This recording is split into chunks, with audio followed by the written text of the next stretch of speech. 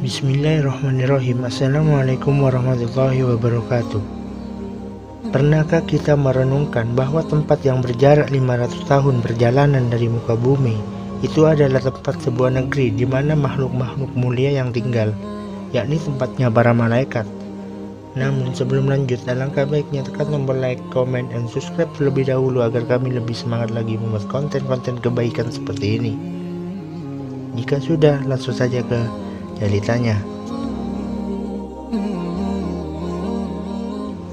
Allah Subhanahu wa Ta'ala menciptakan malaikat dari cahaya, namun tidak dijelaskan rincian tentang hal ini, dan kita tidak dibebani syariat untuk mencari tahu tentang hal ini. Ibunda Aisyah menyampaikan bahwa Rasulullah SAW bersabda, malaikat diciptakan dari cahaya, jin diciptakan dari api, dan Adam diciptakan dari tanah. Hadis riwayat Muslim. Dan jumlah mereka sangatlah banyak. Rasulullah SAW bersabda, tidak ada ruang selebar 4 jari, kecuali di sana ada malaikat yang sedang meletakkan dahinya untuk bersujud kepada Allah. Hadis riwayat Ahmad. Di antara hal yang disaksikan Rasulullah SAW saat Isra Mi'raj adalah, kemudian ditunjukkan padaku Baitul Ma'mur. Aku pun bertanya kepada Jibril. Beliau menjawab, ini Baitul Ma'mur, setiap hari ada 70.000 malaikat yang sholat di dalamnya. Setelah mereka keluar, mereka tidak akan kembali lagi, dan itu menjadi kesempatan terakhir baginya. Hadis riwayat Bukhari dan Muslim. Artinya, jumlah malaikat itulah sangat banyak, lebih banyak dari jumlah manusia. Dan sejumlah besar malaikat itu dipimpin oleh malaikat Jibril.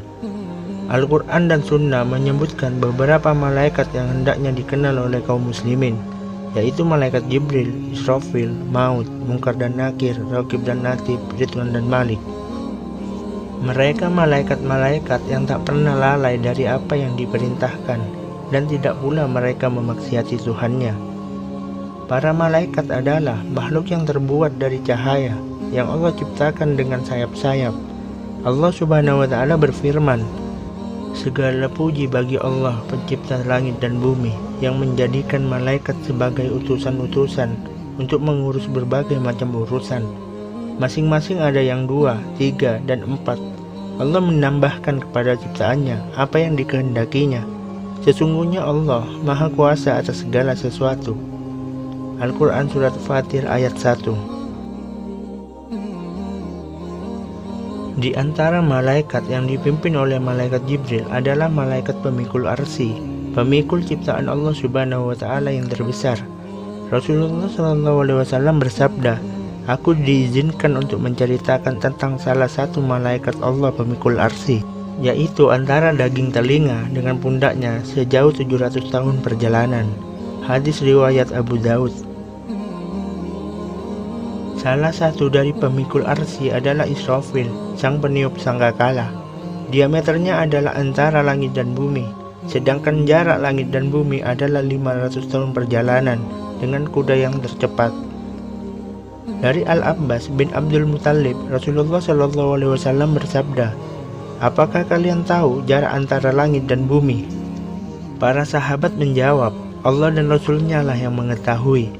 Rasulullah SAW bersabda, jarak langit dan bumi adalah perjalanan 500 tahun.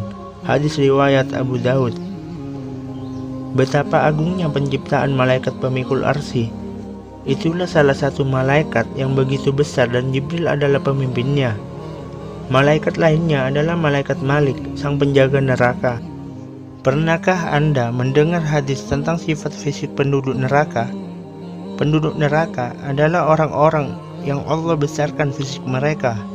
Dari Abu Hurairah radhiyallahu anhu, Rasulullah SAW bersabda, jarak antara 2 ujung pundak orang kafir di dalam neraka sejauh perjalanan 3 hari yang ditempuh penunggang kuda yang larinya cepat.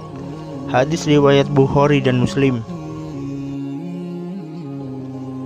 Allah Subhanahu wa Ta'ala besarkan jisim mereka agar azab yang mereka derita lebih maksimal dan lebih terasa di setiap lekuk dan jengkal tubuhnya. Kalau penduduk neraka sebesar itu, lalu bagaimana dengan malaikat Malik, sang penjaga neraka? Kelak penduduk neraka meminta kepada malaikat Malik agar menyampaikan kepada Allah supaya mereka dimatikan saja, dikarenakan tidak kuat dengan pedihnya derita azab. Mereka berseru, "Hai Malik, biarkan Robmu membunuh kami saja." Malaikat Malik menjawab, "Kamu akan tetap tinggal di neraka ini selama-lamanya." Lantas bagaimana hebatnya malaikat pencabut nyawa? Malaikat yang tunggal ini mampu mencabut nyawa manusia di segala penjuru dunia, di ujung timur dan barat, dalam waktu yang serentak dan dalam detik yang sama. Malaikat maut sama sekali tidak pernah lalai dalam melakukannya. Ia tidak pernah terlambat dalam mengeksekusi manusia dan tidak juga terlalu cepat. Semua ia lakukan dengan presisi dan akurasi waktu yang luar biasa tepatnya. Berbicara tentang malaikat Jibril tentu akan semakin membuktikan ketidakberdayaan logika manusia. Allah Subhanahu wa Ta'ala menggambarkan bahwa para malaikat ada yang memiliki 2 sayap, 3 sayap, 4 sayap, bahkan lebih.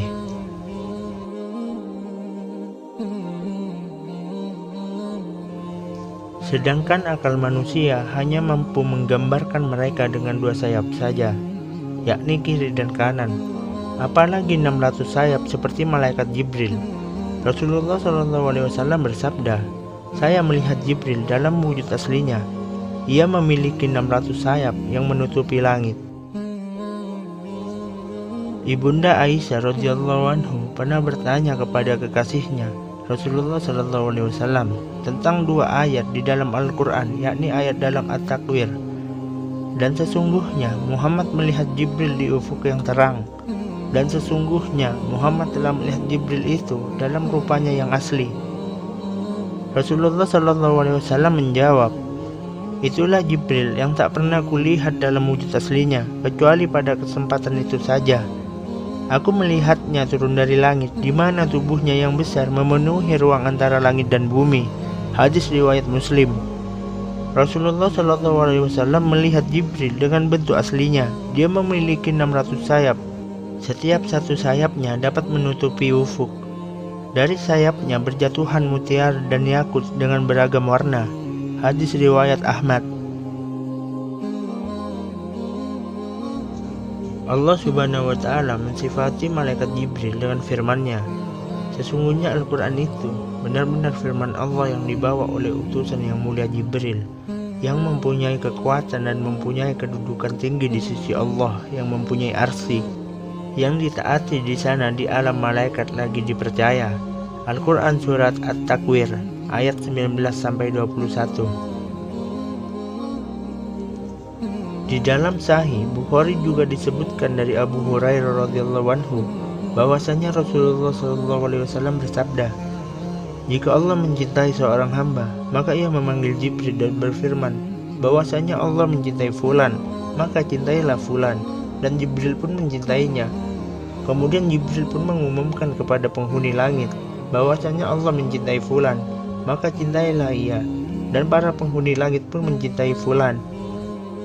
Kemudian dikabulkanlah permohonannya di dunia. Hadis riwayat Bukhari. Ketika Jibril menyuruh kepada para malaikat untuk mencintai seorang hamba, maka seluruh malaikat penghuni langit akan tunduk kepadanya. Sahabat yang beriman, semoga Allah Subhanahu wa Ta'ala selalu melindungi kita dari mara bahaya. Amin ya rabbal alamin. Wassalamualaikum warahmatullahi wabarakatuh.